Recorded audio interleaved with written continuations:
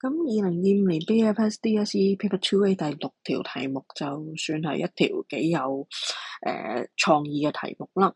咁咧其實 Part A 咧就叫你咧 complete the following table 嘅，咁就寫翻 item 1 2 3 4啦。咁所以咧應該 item 1 2 3 4就係講緊即係問緊啲資訊啦，譬如話 David 相關嗰個 sales 嘅標價係幾多啊，或者個 sales quantity 係幾多。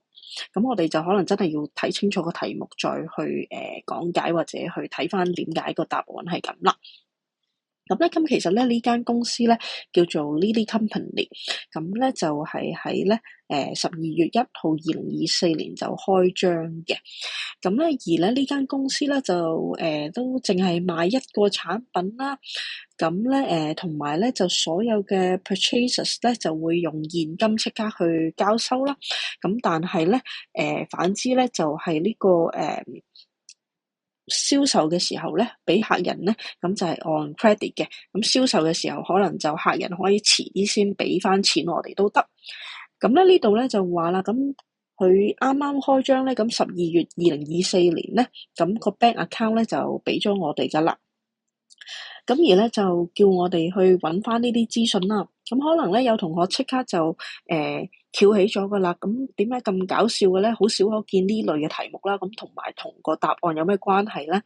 咁呢度咧其實咧就題目有創意啫，但係你話係咪好難又唔係嘅。咁因為咧其實呢幾年咧都試過有啲 paper one 咧，即係未改制嘅時候咧，試過有啲 paper one 嘅題目咧都係考相類似嘅嘢。咁其實咧，既然你話想揾翻同 David 相關嗰個 sales 嗰個標價咧，咁我諗咧，你應該都會睇到呢個資訊嘅。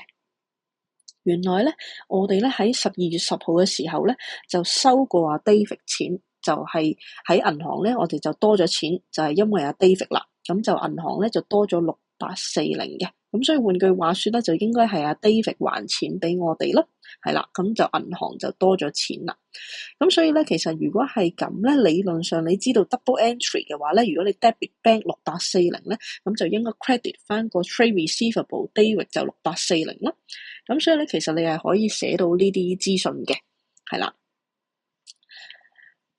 咁呢度咧，如果係咁咧，咁你就可以去再睇翻啦。究竟 David 個 account 仲有啲咩事幹發生咧？點解無啦啦 David 咁好，即係俾錢我哋使咧？咁就當然唔係啦。咁其實咧，應該咧就真係咧喺12月5號咧，其實就賣過啲貨俾阿 David 嘅。係啦，咁而頭先都話啦，所有嘅貨咧銷售嘅時候都 on credit，咁所以咧賣俾 David 嘅時候咧，David 咧就係未俾錢我哋，咁所以我哋就 mark 低咗阿 David 啦。咁而 David 咧應該12月5號咧就因為咧我哋賣咗貨俾佢，咁就爭我哋錢嘅。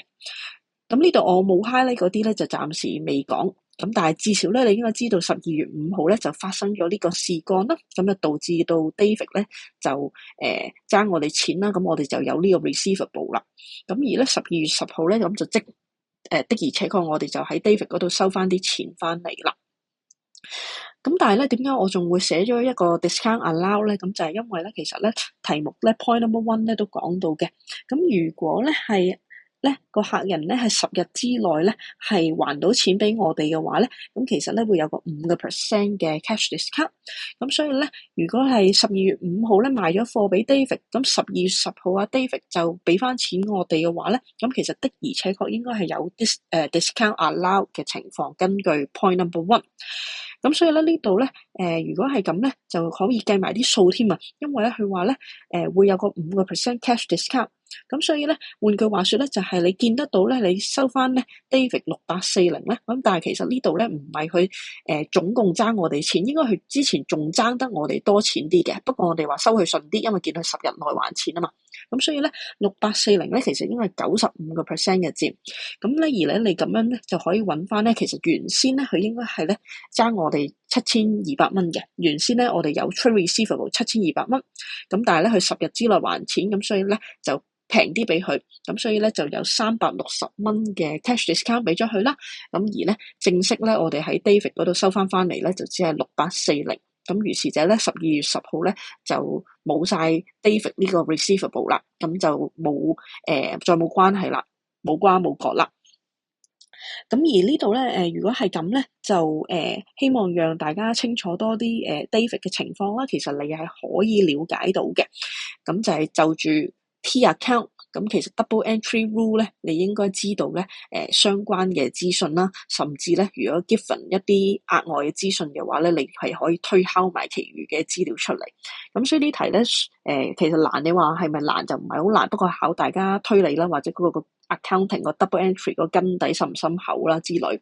咁但係咧，要小心咧，就係呢度未係去到答案嘅，因為你見得到咧，David 同 David 相關個 sales 咧，答案係8000喎，就唔係7200蚊喎。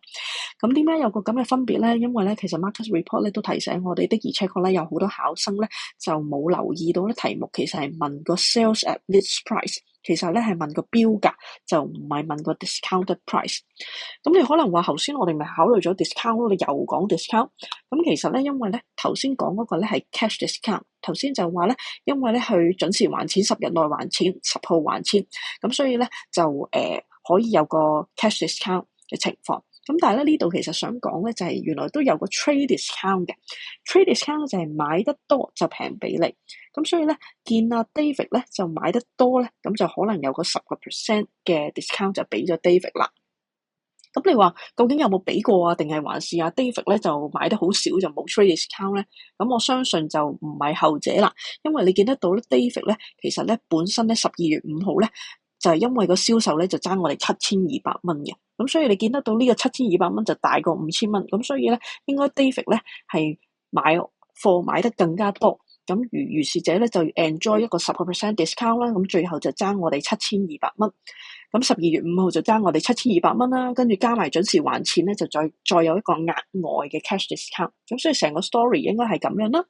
咁如果係咁咧，你要揾翻個 sales 個標價嘅話咧，咁就要小心啲啦。呢個7200蚊咧，只係講緊阿 David 咧12月5號爭我哋幾多錢。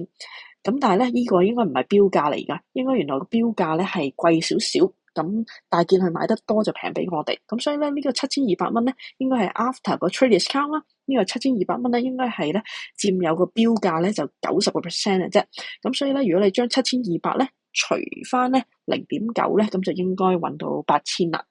咁如果7200蚊點樣嚟嘅咧？7200蚊點樣嚟嘅咧？應該就係之前咧就係透過個6840咧就應該係佔95%啦，咁跟住嚟揾翻咧100% 咧就應該7200蚊，咁呢啲咧我就唔特別再同大家研究數學啦，咁反而咧就希望大家都集中啦講翻或者記得翻咧 double entry rule 啦，咁其實咧如果你 T account 啊啲對應 accounting 日期啊寫得好嘅時候咧，甚至連埋額外資料咧，你係可以追蹤翻成個 story 出嚟嘅，係好清晰嘅。咁咧而連帶咧 David 嗰個同 David 相關嗰個 sales quantity 咧，咁就唔難啦。咁因為咧，如果你知道咧個 sales at list price 係8000，咁而家每一件嘅貨品嘅銷售價咧就係100蚊件嘅話，咁其實就係80蚊80件咯，呢度就係。咁呢度咧就 David 嘅情況咧，我哋就處理晒啦。咁畫面轉一轉，我就畫埋俾大家睇 Peter 嘅情況啦。咁亦都係一樣啦。根據 double entry rule 咧，我哋應該可以追蹤翻咧。咁其實 trade Peter 咧 ，trade receivable Peter 咧個情況就係12月28號咧，佢就還咗錢俾我哋5130嘅。咁就銀行多咗錢啦，就少咗 trade receivable Peter。咁但係點解咧？咁就應該咧，因為咧，題目有資料咧就話咧12月11號咧就向阿 Peter 咧就即係做咗個銷售嘅，咁所以12月11號就做咗個銷售啦。咁個銷售係幾多錢咧？應該咧，我相信就係5130啦。咁因為咧，今次嚟講咧就唔係10日內還到錢㗎吓，並不是10日內還到錢，咁所以冇 cash discount 嘅情況。咁所以咧呢度咧其實個 sales 咧應該就係5130。咁但係亦都好似頭先咁講啦，咁即使你見得到係5130都好啦，咁但係咧點解個答案咧就係5700嘅咧？咁因為咧就係咧應該咧你見得到5130咧都係大過5000嘅，咁所以咧呢度嚟講咧應該咧亦都係有 trade discount 嘅情況啦，咁所以咧5130咧除0.9咧先會揾到個標價。記住呢度題目係要求個 sales at list price，咁所以個標價咧應該係5700，咁就買得多平俾佢，咁所以咧Peter 其實就爭我哋5130，咁28號咧就正係成功還咗5130俾我哋，咁就冇晒呢個 trade receivable 啦。咁而因為亦都係100蚊件啦個銷售價，咁所以咧個 sales quantity 就係57件貨 Peter 嘅。